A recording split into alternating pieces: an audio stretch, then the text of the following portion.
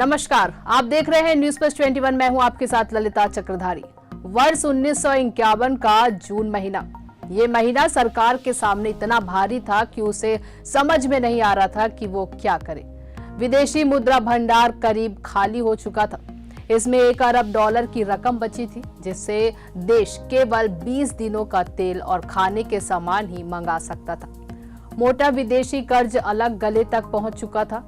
जो हालात आज श्रीलंका की है, हम बिल्कुल उसी हाल के करीब थे।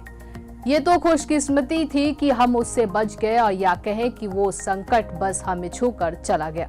जी हाँ, उस समय देश में चंद्रशेखर की सरकार थी। वह नवंबर 1990 से जून 1991 तक 7 महीनों के लिए देश के प्रधानमंत्री रहे। इसके बाद नई आई पीवी नरसिम्हा राव सरकार ने तस्वीर ही बदल दी। हालांकि 90 के दशक के आखिर में जब देश ने बाहरी दुनिया के लिए अपना बाजार खोला और नई आर्थिक नीतियां बनाई, तो हमारा विदेशी मुद्रा का भंडार फिर तेजी से बढ़ने लगा। अब तो खैर हम दुनिया में इस मामले में सबसे अच्छी स्थिति वाले देशों में हैं। जी हाँ, तब हम दुनिया के तीसरे बड़े कर्जदार थे। जब भारत का विदेशी कर्ज $72 अरब पहुंच चुका था।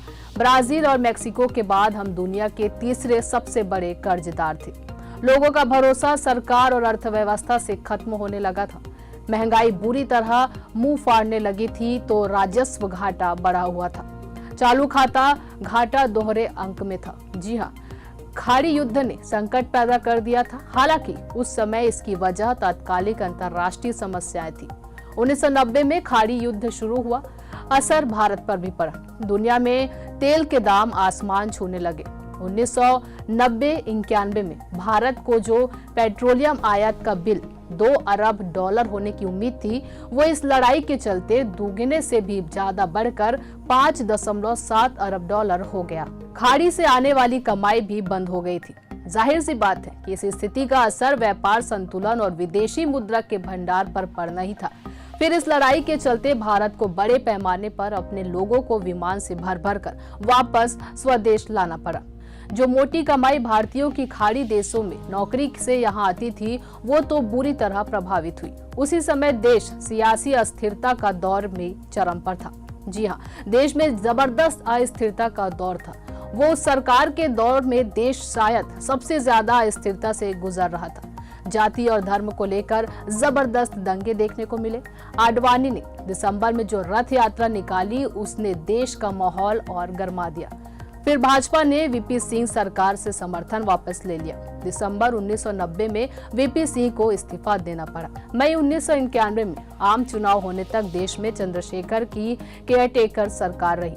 इसी राजनीतिक अस्थिरता के बीच 21 मई 1991 को राजीव गांधी की हत्या कर दी गई। जी हाँ, राजीव गांधी की हत्या कर दी गई। रुपए का अमूल्य हुआ और महंगाई बुरी तरह बढ़ गई। भारत के हालात ऐसे हो गए थे कि एनआरआई पैसा वापस खींचने लगे। निर्यातकों को लगने लगा था कि भारत उनका उधार नहीं चुका पाएगा।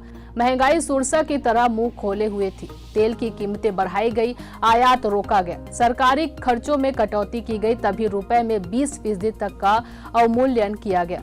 बैंकों ने ब्याज दरों में बढ़ोतरी कर दी। जी हाँ, उसके बाद चंद्रशेखर सरकार ने सोना गिरवी रखा। तब भारत ने IMF के सामने झोली फैलाई। उसे वहां से $1.27 अरब का कर्ज मिला। हालात तब भी काबू में नहीं आए। देश के पास उबरने के लिए कोई रास्ता नहीं था। वो कभी भी दिवालिया हो सकता था। तेल के दाम आसमान छूने लगे थे। जी हाँ, हर महीने भारत को तेल आयात करने के लिए पहले से दुगना पैसा खर्च करना पड़ रहा था। और सबसे चिंता की बात थी कि तेल आयात करने के लिए महीनों नहीं, केवल चंद दिनों का पैसा हमारे पास बचा था। पैसा मतलब विदेशी मुद्रा। जी हाँ, आखिरकार चंद्रशेखर की सरकार 47 टन सोना गिरवी रखने पर मजबूर हो गई, जिससे विदेशी कर्ज की अदायगी की गई। तब नरसिंह राव और मनमोहन सिंह की आर्थिक सुधार की। जब पीवी नरसिम्हा राव 21 जून 1991 में प्रधानमंत्री बने, तो ऐसा लग रहा था कि भारत विदेशी कर्ज तय समय पर नहीं चुका पाएगा, डिफॉल्टर घोषित हो जाएगा। अभी तब राव सरकार ने वित्त मंत्री मनमोहन सिंह के साथ मिलकर तुरंत कई आर्थिक सुधार किए और फैसले भी लिए, जिससे भारतीय अर्थव्यवस्था में बड़ा फेरबदल हुआ और अर्थव्यवस्था पटरी पर आने लगी। फिर उन्होंने न केवल विदेशी मुद्रा का भंडार भरा बल्कि गिरवी रखे सोने को वापस भी छुटाया और भारत बाल बाल इस आर्थिक स्थिति से बच गया। फिलहाल अगर हम बात करें श्रीलंका की, तो श्रीलंका के आर्थिक हालात बेहद ही खराब है और भारत लगातार अपने पड़ोसी देश की हर संभव मदद कर रहा है। तो आज के लिए बस इतना ही। आपको ये जानकारी कैसी लगी हमें फटाफट से कमेंट करके जरूर बताएं और इसी तरह के जानकारी से लगातार अपडेट रहने के लिए देखते रहिए न्यूज़ प्लस 21, आपके हक की बात।